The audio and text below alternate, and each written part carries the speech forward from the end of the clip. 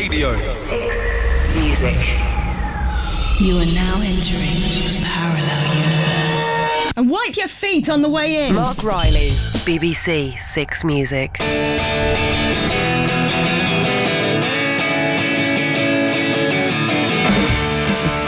enough to eye you, but I've seen too much to try you.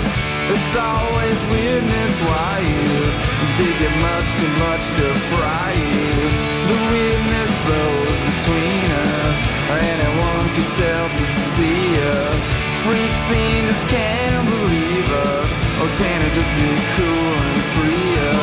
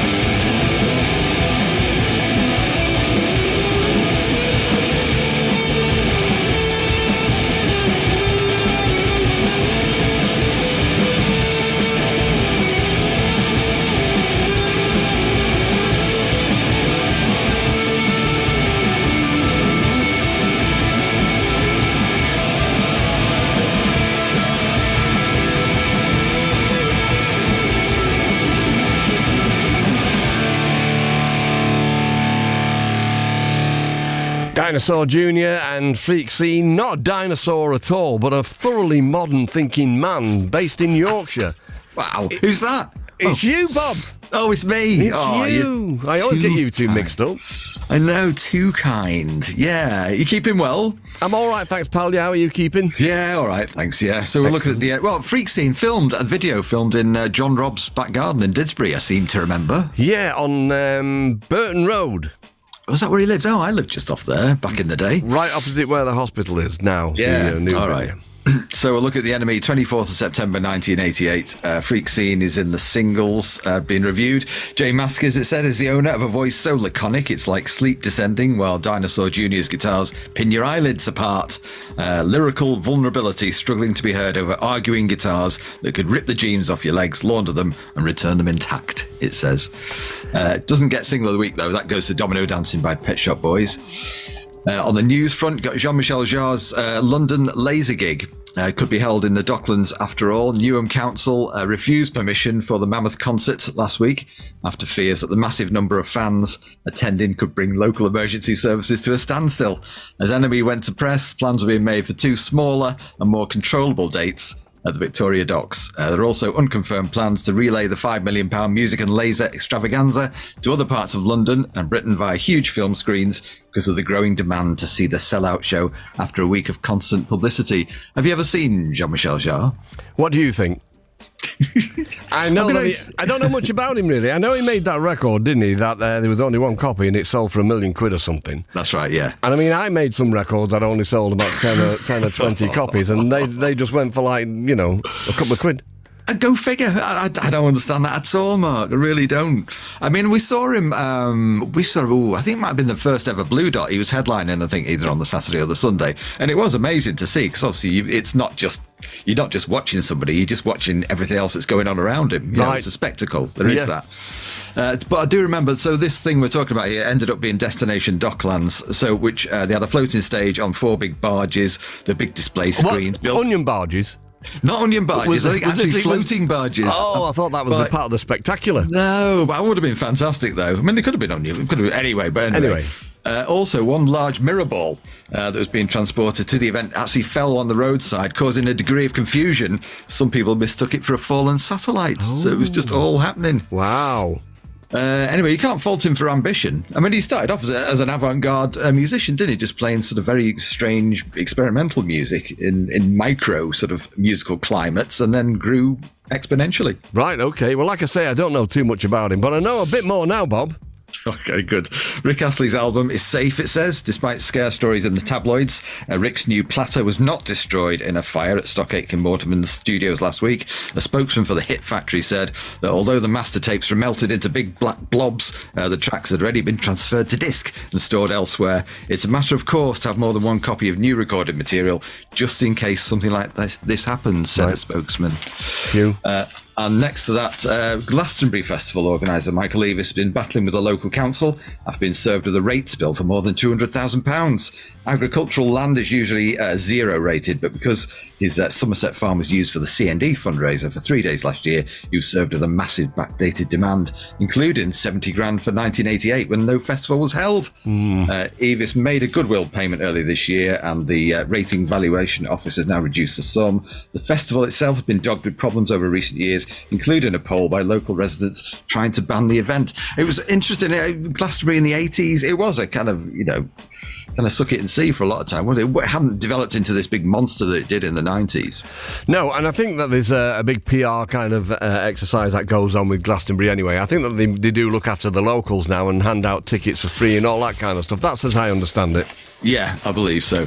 Also on the same page, Albert Goldman has refused to take part in a Channel 4 documentary about his warts and all biography, The Lives of John Lennon.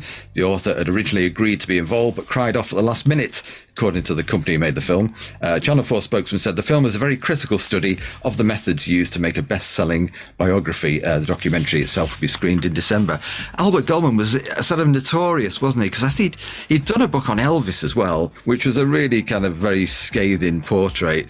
And I did read he wasn't even interested in Elvis. And it beggars belief still that you would choose to devote so much of your life to writing a book about somebody that you weren't even interested in the first place. Well, he wrote, the first thing that I read by Goldman was a biography on Lenny Bruce. So again, it seems, obviously Lenny Bruce's life, the comedian, the American comedian, don't wish to patronise anybody, but he had a pretty reckless life, and there was drug abuse and he died from drug overdose and all that kind of salacious stuff. So that's obviously what drew him to Lenny Bruce in the first place. And then the same kind of thing, trying to look at the underbelly of the Elvis phenomenon. It's pretty unsavoury, but I do remember he was also on a British chat show, wasn't he, with an audience. Do you remember? Do you know, it wasn't the late night live thing, was it? Was it that? No? Can't remember. But, I mean, they tore him apart. And, and I wonder if that happened before the invitation to do this.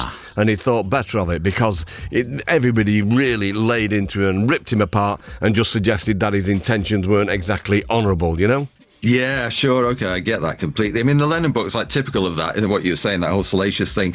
Every cliche you can imagine comes out there. It's like the relationship he supposedly had with Brian Epstein. Yoko comes out of it terribly, this controlling figure. It's every kind of rock cliche just spat out in one big splurge. Yeah, no, absolutely. Splurge is a good word for it, Bob. Thanks, I just came up with that right now. Anyway, It Takes a Nation of Millions is out. Right, okay, well, we'll best do it then. Public Enemy, Bring the Noise. Too strong. Too black, too strong. Yo, Chuck, these honey drippers are still front on us. Show them that we can do this, cause we always do this.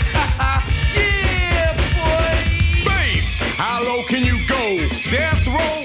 What a brother know. Once again, back is the incredible rhyme animal, the uncannibal thief. Public enemy number one. 5-0 said freeze, and I got numb. Can I tell them that I really never had a gun? But it's the wax that the Terminator X-spun. Now they got me in the cell, cause my records they sell. Cause a brother like me said, well, Farrakhan's a prophet, and I think you wanna listen to what he can say to you. What you ought to do is follow for now. Power the people say, make a miracle. Deep up the lyrical. Black is back, all in, we're gonna win. Check it out. Yeah, yo, come on. Here we go again. Bring the noise.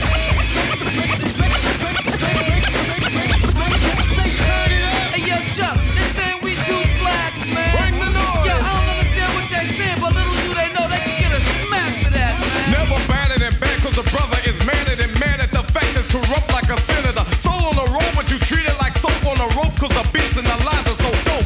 Listen for lessons I'm saying inside music that the critics are blasting me for. They'll never care for the brothers and sisters. Why? Cause the country has us up for the war. We got to get them straight. Come on now, they're gonna have to wait till we get it right. Radio stations are questioning their blackness. They call us a black, but we'll see if they'll play this. Bring the noise.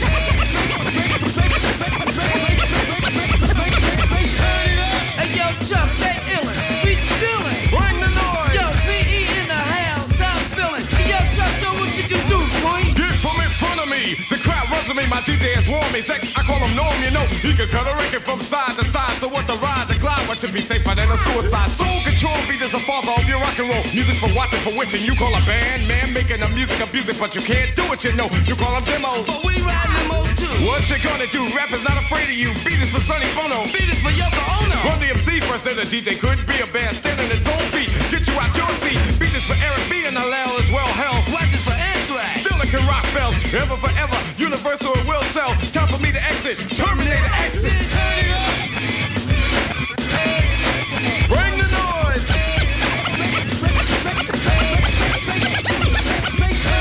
Yo, they should know by now that they can't stop this bum run. Bring the noise. Word up, and they keep telling me to turn it down, but yo, Flavor Flav ain't going out like that.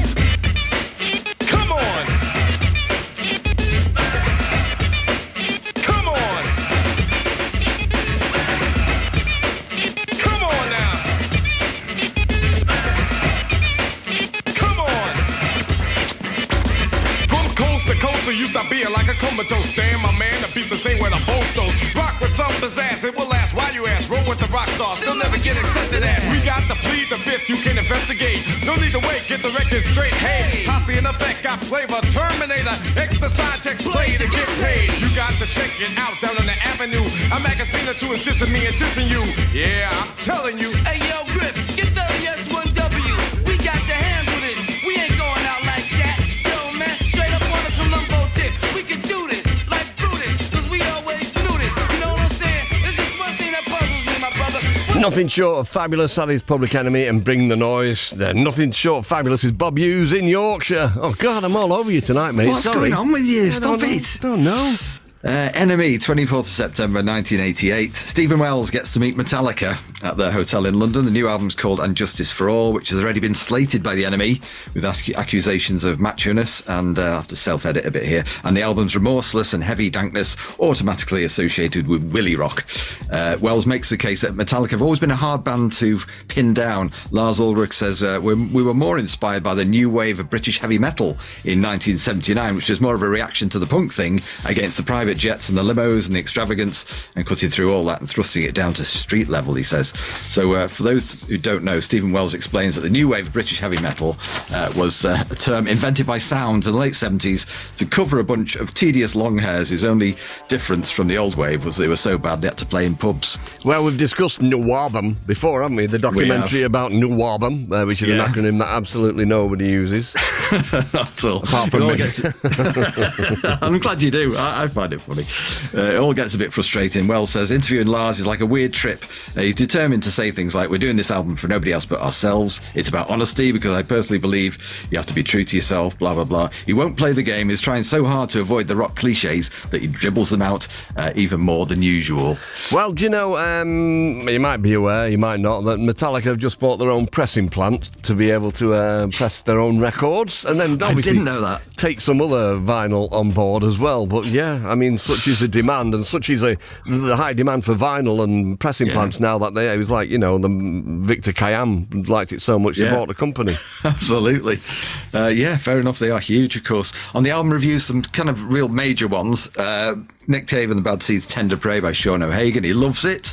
He says Nick Cave remains one of the few contemporary souls whose work resonates with the need for release that marked out the otherness of his influences. Like Hank Williams and Johnny Cash, the young Elvis, and Iggy Pop, Cave songs are a vessel for his alienation. And Fetus Interruptus Thor, reviews by David Swift, who says that Jim Thirlwell is subjecting us to his greatest success yet. Every bar here, he says, is full-on assault of the senses, accompanied by various bad motorcycles, machine gun rounds, and the jackhammer Fioro disco that he's co-opted into a devilish trademark. Give him a good home and keep smiling, it says. Yeah, he's great, Jim Thirlwell. He is, he's wonderful. And also, I think this is on pretty well, I know this is on Intake, which is your label, so Frank Sidebottom's 5988 is reviewed here. Reviewed by Len Brown. The very existence of this is a triumph of art over antagonism, he says, like the Smiths at Strange Ways and the Beatles during Let It Be. Sidebottom's own Blimey band was pushed by personal and production problems to the verge of disintegration on this LP. Not only has little Denise lost her head and little Frank disastrously agreed to look after Mrs. Merton's wayward baby Reginald, but also the complex relationship between little Buzz Aldrin and little Frank developed during the colonisation of the moon for Timperley has driven Big Frank to violence in his shed studio. It's just harrowing stuff. I mean, at one point in time, I do remember, because obviously I knew Frank, little Frank got kidnapped.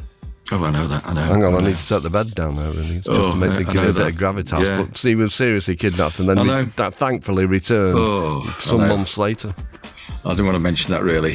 He's dispensed with the kind of cover versions, opting instead of bitter political anthems like Mr. Custard and Hey You Riot Policeman, star interviews with Patrick Mooney and McCaskill, and of course, fanatical football anthms such as the Robins Aren't Bobbins for Altrincham FC. And also, You're Going Home in an Organised Football Coach. It says that, that makes sense. Of course. Well, obviously, you saw the Big Shorts in action as well, didn't you? Back in the day. Yeah, well, he was a manager of the Timperley Big Shorts, and he used to go to the matches with him to Huff End and various different Sunday League grounds. Yeah, good times. Okay, and then just finally, Level 42, Staring at the Sun, given only 5 out of 10 by Len Brown, who says they're just repeating the same formula, but won't have anything said against Mark King. He's a lovely, lovely man. He's a gent, isn't he? And one of the really great bass players, so there you go. Also, Brian Wilson is on the comeback trail. Oh, love and mercy. I was sitting in a crummy movie with my hands on my chin. Oh, the violence that occurred seemed like we never win. Love and mercy, that's what you need tonight. So, love and mercy to you and your friends tonight.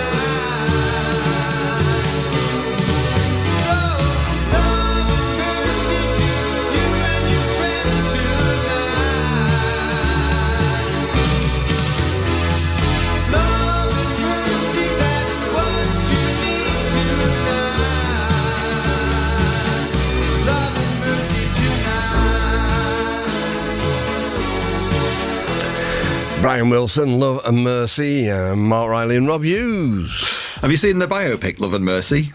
I haven't, no. Is that any good? Oh, it's great. It's great. Paul Dano particularly is brilliant as the young Brian Wilson. It's Right, great. okay. John Cusack plays the later one. Anyway, so NME 24th of September 1988. Gigs this week. Got Robert Lloyd and the new Four Seasons at Sheffield Lead Mill. He was on In Tape as well, wasn't he? He was, and we've got Lloyd being live in session on Monday from here as well, so thrilled about that. Brilliant. That album's terrific.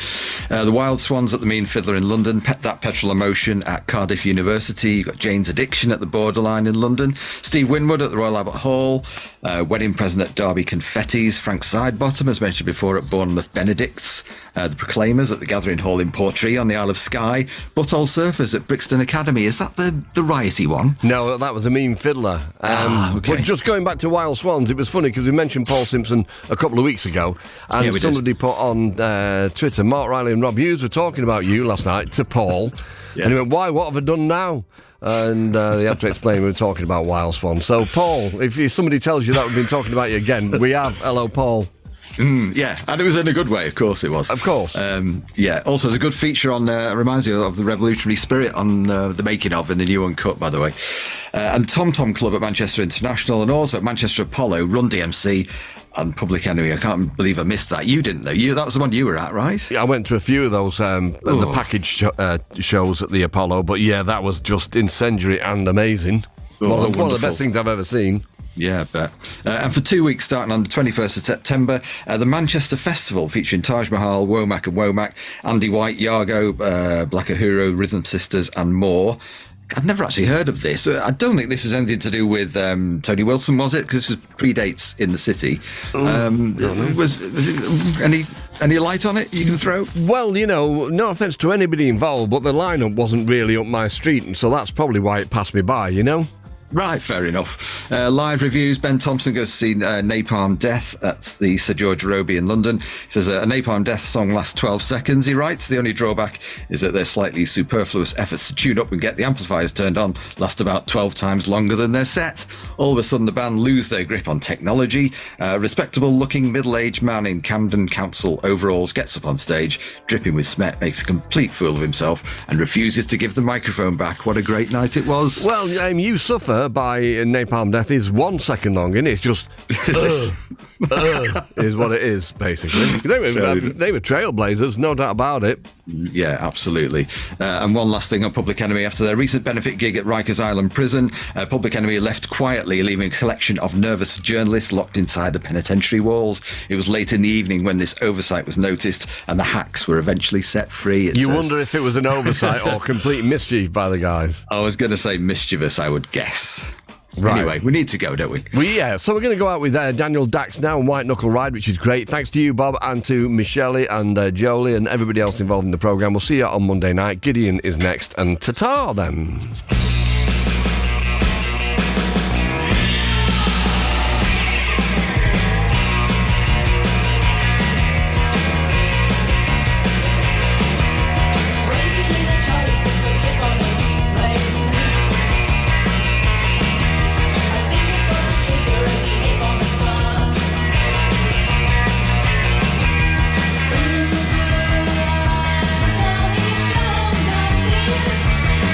He's a